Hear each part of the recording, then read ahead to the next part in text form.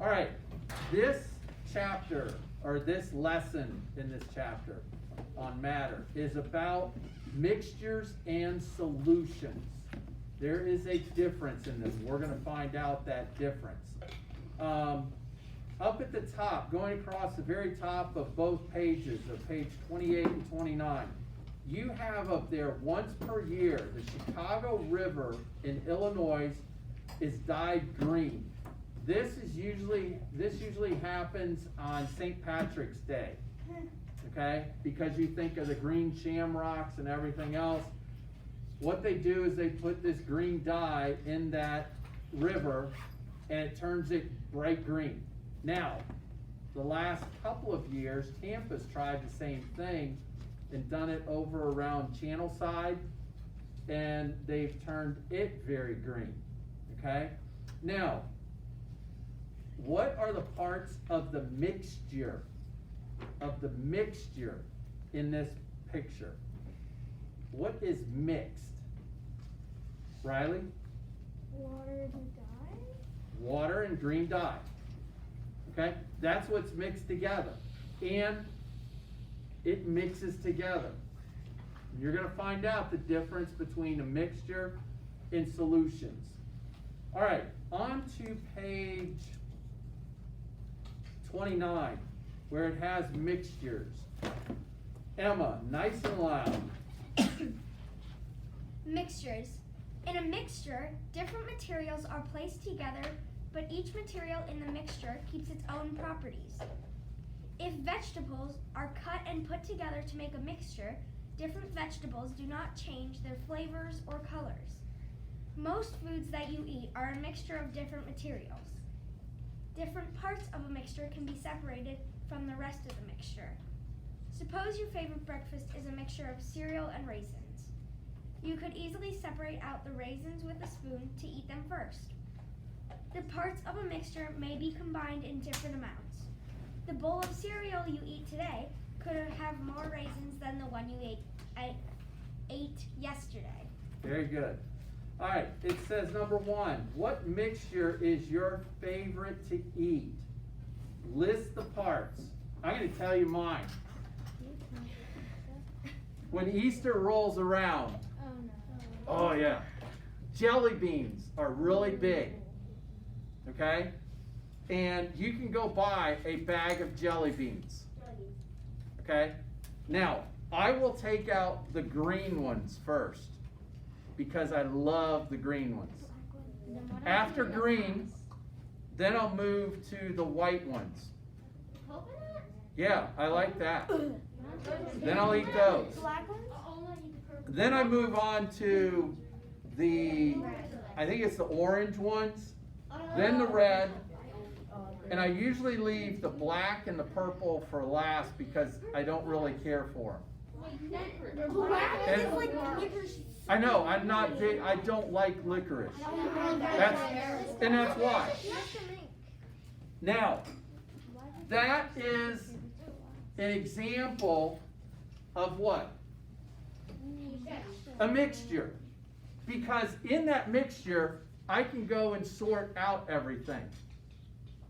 Another mixture that I'm big on, okay, but I can't have it in here because of one ingredient. Trail mix.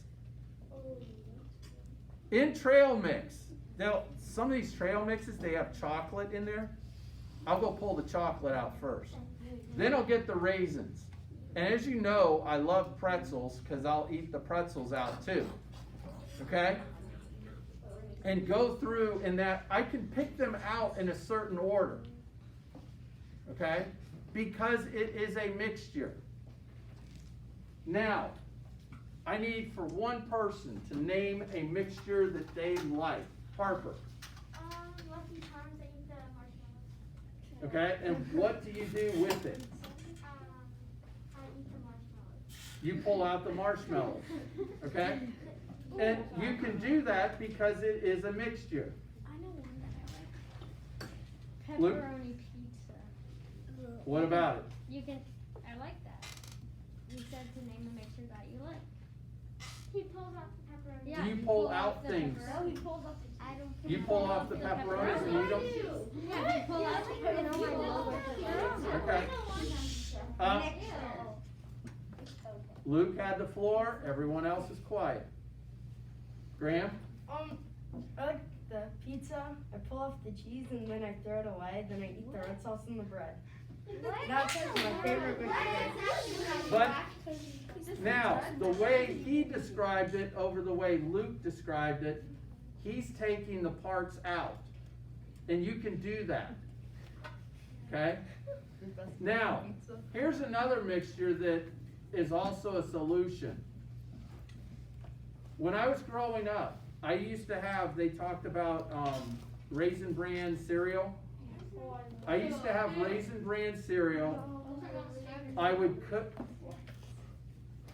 cut bananas and put the bananas on top. Then over that, I would spread brown sugar. Then I would take my milk and pour the milk on it and fill it up to where it was almost spilling out of the bowl. But then I would sit and eat it. I would eat the bananas, I would eat the raisins, and then last, I would eat the Raisin Bran. Okay? Now, the solution part, what happened to the milk? What else was in there? Milk and what else? Brown sugar. The milk and the brown sugar ended up mixing together into a solution. Not chocolate milk, but it was a sugary milk. Okay? But that was a solution. I couldn't separate out the brown sugar from the milk. And that's the difference in this. A solution you can't separate, but a mixture you can. Okay? Let's read on because we got to get through this. Separating mixtures. Ryan, nice and loud. Okay. Separating mixtures. You can use physical properties of a substance to separate it from a mixture. The materials in a simple mixture can be separated because they have different physical properties. For example, a magnet can separate iron fillings from sand. This separation happens because iron has the property of being attracted by magnets. Sand does not have that property. A screen filter can be used to separate a mixture of pebbles and sand. The smaller particles go through the screen, but the pebbles do not. Sometimes you can sort the parts of a mixture by hand. Now, this is important to know this page because it's on your test. Hint, hint, hint. It's on the test. Hint, hint, hint. They're going to ask you how you can separate sand, iron, water, and I think there was one other thing. Spaghetti. And pebbles. Rocks. The rocks.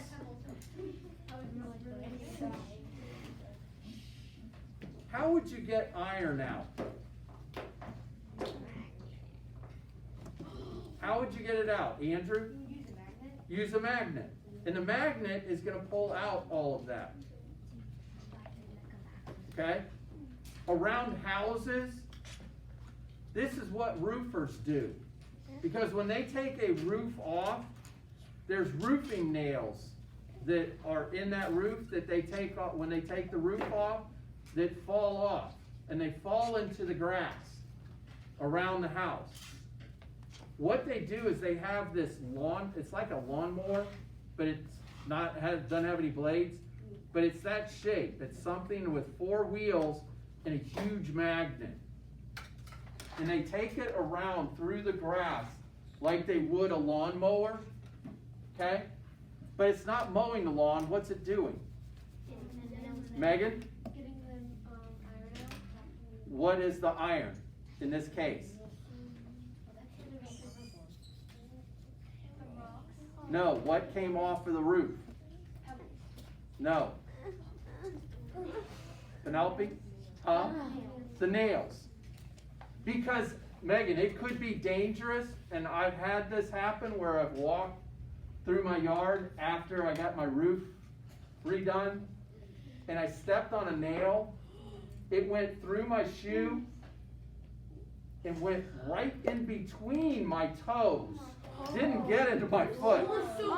I was so lucky. But that's why these roofing that's why these roofing companies have that. And what they're doing is they're using science to get this done. All that they're doing is going through with a magnet, a huge magnet, and it collects all of these nails. All they do is turn it over, and then they scrape the nails off of it into a bucket, throw them out. And that way it makes it safer for you. Okay? And that's what they do. That's a use of this. Now, since you got the iron out of the sand, how are you going to get the pebbles out of the sand?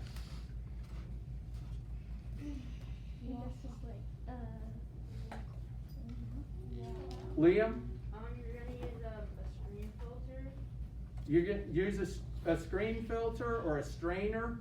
Okay, at your house, you have strainers that when you are making pasta, you're boiling water, you put the pasta in, it has to boil for about 8 to 10 minutes or so, and then you got to drain it. And in order to drain it, you're pouring it into this strainer. The strainer's going to hold the pasta in there, right, Austin? And what's going to go on through? The water. The water. In this case, instead of water going through, what's going to go through it, Riley? No, the sand. What's going to stay in there? The pebbles. So you've used a magnet, you've used a strainer, okay, to get these things apart. All right? And that's what it's asking for. Now, you have some other questions on there. Now, some of the pebbles, if they are big enough, you could pull them out by hand.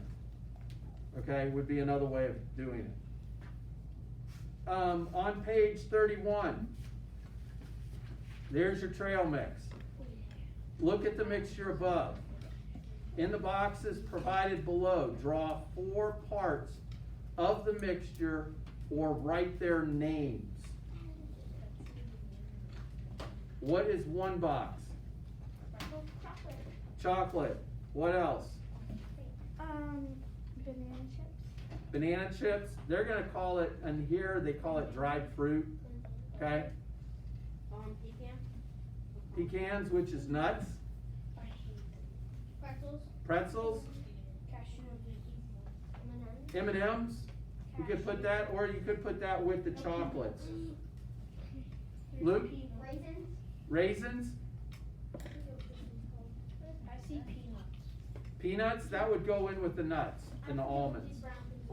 They put them into different categories, but if you wanted to, you could separate even those categories. Because, Liam, didn't you say almonds? I said. Huh? I said pecan. Pecans? Who said almonds? No one said almonds. What about banana? Okay. Huh? Banana. I said that. We said that. They're dried bananas is what I call I'd say them. burnt bananas. It looks burnt. All right. It just looks like. Moving on. Page 32.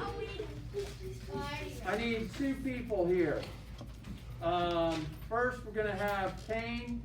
Second, we're having Cece. Kane, you are reading on the left side, solutions down. Okay? And you're going to read underneath the fish, Cece, where it says other solutions. Okay? Go ahead.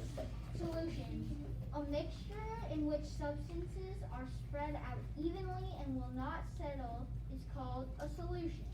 In a solution, the substance that is dissolved is called the solute. The substance in which the solute is being dissolved is called solvent. In a solution of sugar and water, the solute is sugar and a solvent is water. Water is sometimes called a universal solvent because it can dissolve many substances. Solutions of a solid in a liquid. When a solid dissolves, individual particles spread from the solid and spread evenly throughout the liquid. You can make solids dissolve in a liquid faster by stirring or heating the solution.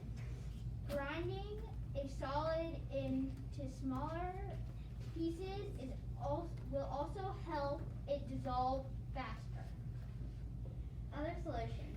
Not all solutions are made by dissolving a solid in a liquid. Two liquids can make a solution. For example, vegetable oils used in cooking may be a solution of soybean and sunflower oils. A gas can dissolve in a liquid. For example, water can contain dissolved oxygen and carbon dioxide gases. All right, now here we talked about a couple things. Solutions. Well, the whole thing is on solutions. But the first one, it talks about